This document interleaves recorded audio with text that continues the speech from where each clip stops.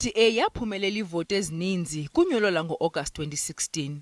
Kule minyaka mihlanu idlulileyo mininzi imingeni eyajongana nalo mbutho, kuquka kuyo ukushiya kukaNkosikazi Patricia de Lille kulo mbutho. Kodwa nangona kunjalo, umgqatso kwisikhundla sikasodolophu eKapa uJean Hill-Lewis uthi i-DA ikulungele ukukhokela. We are the only party ready for this election. Across the Western Cape, our structures are spreading out, getting our message out to voters and encouraging voters to use this last chance to register to vote.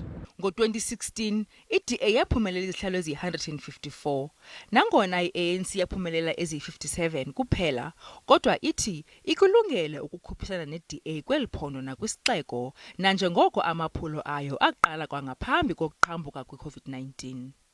Our volunteers are intact on the ground, and we have already put our structures in place to hit the ground running. We don't see any problem at the moment. I-COPE neyafumana isihlalo esinye kuphela, kodwa nayo ithi ilulungele unyulo lalonyaka. We are contesting in all 9 provinces, but not in all wards. People are excited on the ground, looking for change. I-Freedom Front Plus ithi nayo iwangenisile amagama abagqatswa bayo.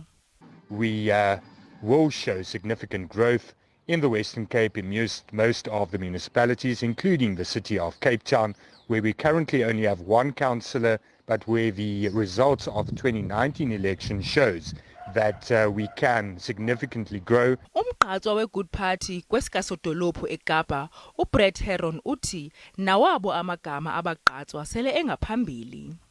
Our candidates are already working in their wards and in their communities, and so the Constitutional Court of Order has not disrupted our progress and our plans. Unyulo luza kubanjwa ngaphakathi komhla we-27 ka-Okthobha nomhla wokuqala kuNovemba kulo umiyo.